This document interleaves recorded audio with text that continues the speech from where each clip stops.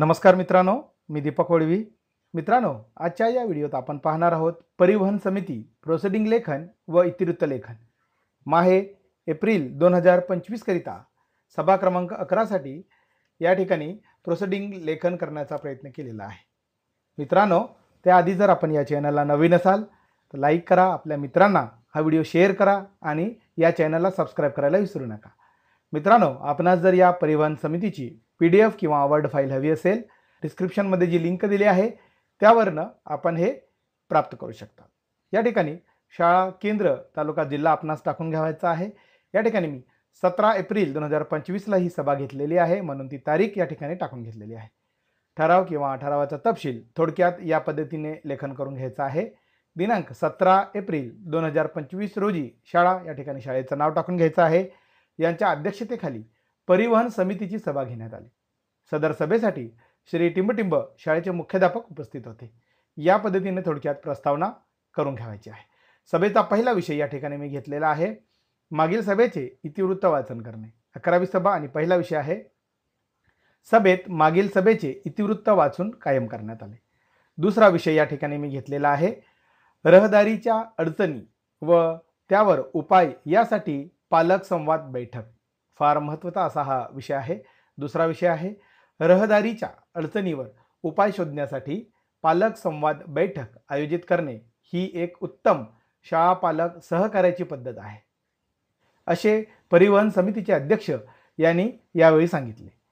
शाळेसमोरील रहदारीची अडचण, पार्किंगचा अभाव, बस व खाजगी वाहनांची गर्दी तसेच शाळा सुरू किंवा संपल्यावर होणारी गोंधळाची परिस्थिती यावर पालकांचा अभिप्रायातून शाश्वत उपाय शोधणे यावर चर्चा करण्यात आली व विद्यमान वाहतुकीची परिस्थिती, पालकांकडून मिळालेल्या तक्रारी तसेच सकाळी व दुपारी होणारे अडथळे, खाजगी वाहनामुळे होणारी गर्दी, पार्किंग व्यवस्था सुधारणा तसेच ट्रॅफिक पोलिसांचे सहकार्य अशा विविध अडचणीवर आजच्या सभेत सविस्तर अशी चर्चा करण्यात आली व त्यासाठी काय उपाययोजना आखता येईल यावर देखील विचारविनिमय करण्यात आला व लवकरात लवकर या अडचणीवर मात करण्यासाठी प्रयत्न करण्यात येईल असे ठरवण्यात आले व तसा ठराव या ठिकाणी मंजूर करण्यात आलेला आहे.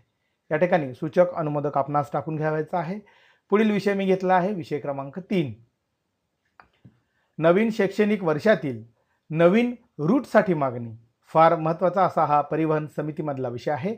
नवीन शैक्षणिक वर्षात नवीन बस रूटसाठी मागणी हा विषय खूपच महत्त्वाचा असतो. विशेषतः जेव्हा नवीन प्रवेश मिळतात किंवा विद्यार्थ्यांची संख्या वाढते, यासाठी परिवहन समितीच्या बैठकीत योग्य चर्चा आणि ठराव होणे आवश्यक असते, असे सर्वानुमते ठरवण्यात आले व विद्यार्थ्यांना वेळेवर सुरक्षित आणि सोयीस्कर वाहतूक सेवा पुरवण्यासाठी नवीन बस रूट सुरू करण्यासंबंधी चर्चा व ठराव पारित करणे हे शालेय परिवहन समितीचे मुख्य कार्य आहे, असे सांगण्यात आले.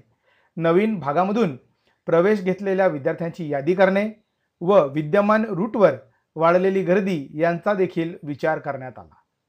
विशिष्ट परिसरातील विद्यार्थी संख्येचे विश्लेषण व काही रूटमध्ये फेरबदल करून नवीन जोडता येईल का, तसेच जिथे रूट ओव्हरलॅप होतो तेथे वेळेचे व इंधनाचे नियोजन, अंतर, वेळ, वाहतूक, रस्ता स्थिती, नवीन बसची आवश्यकता का, अतिरिक्त खर्चाचा अंदाज, संभाव्य शुल्क वाढ किंवा त्यावरील निर्णय, तसेच निर्णयानंतर किती वेळात नवीन रूट सुरू करता येईल, वेळापत्रक आणि सूचनांचा कार्यान्वयन आराखडा तयार करण्यात येईल व नवीन शैक्षणिक वर्षात 2025-26 पासून शालेय परिवहन समितीच्या पहिल्याच बैठकीत हा आराखडा मांडण्यात येईल, असे सर्वानुमते ठरवण्यात आले व तसा ठराव या ठिकाणी मंजूर करण्यात आलेला आहे.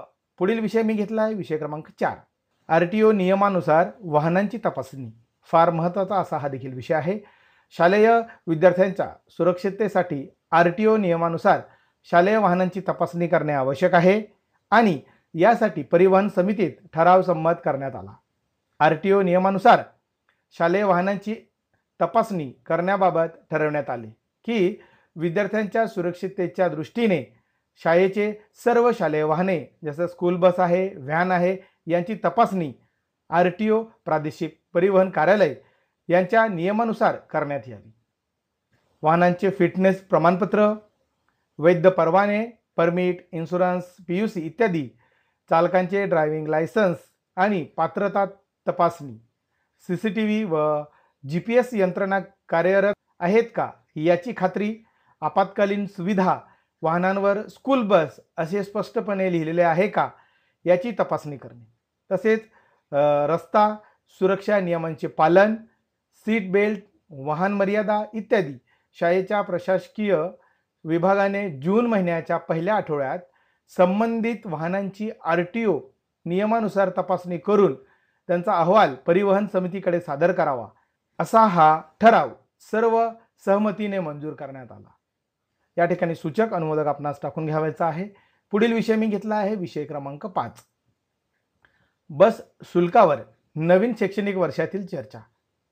नवीन शैक्षणिक वर्षाच्या प्रारंभी बस शुल्काबाबत चर्चा करणे हे पालक, शाळा प्रशासन आणि परिवहन समिती सर्वांच्याच दृष्टीने महत्त्वाचे असते।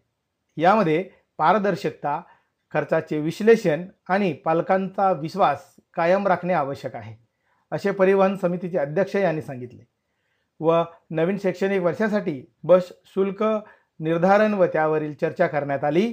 मागील वर्षाचे शुल्क व त्याचे विश्लेषण, दरमहा, तिमाही बस शुल्क काय होते, बस सेवा चालवण्यासाठी झालेला प्रत्यक्ष खर्च, इंधन, कर्मचारी पगार, देखभाल, तसेच इंधन दरवाढ झालेली आहे, चालक किंवा वाहक यांचे वेतनवाढ, वाहन दुरुस्ती, विमा आणि फिटनेस खर्च, नवीन बसची गरज असल्यास त्याचा खर्च, शुल्क जास्त वाटत असल्यास मागील वर्षातील नोंदी, काही पालकांकडून येणाऱ्या सवलतीच्या मागण्या, लांब अंतरासाठी वेगळे दर ठेवणे, 2 मुलांपेक्षा अधिक असलेल्या पालकांना सवलत, आर्थिक दुर्बल घटकांसाठी योजना वरील सर्व विषयावर आजच्या बैठकीत सविस्तर चर्चा करण्यात आली आणि बस शुल्कावर योग्य असा निर्णय घेण्याच्या सर्वानुमते ठरवण्यात आले।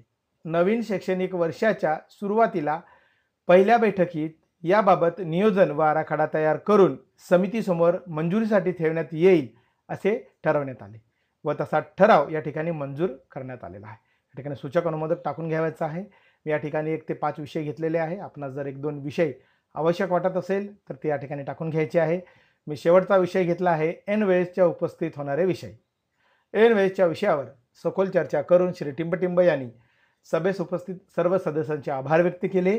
अशा पद्धतीने खेडीमेडीच्या वातावरणात अध्यक्ष यांच्या संमतीने सभा संपन्न झाली असे घोषित करण्यात आले। या पद्धतीने मित्रांनो, माहे एप्रिल 2025 करता परिवहन समितीचे प्रोसिडिंग लेखन करण्याचा प्रयत्न केलेला आहे। आपणास व्हिडिओ आवडला असेल लाईक करा, शेअर करा आणि सबस्क्राईब करायला विसरू नका। धन्यवाद मित्रांनो।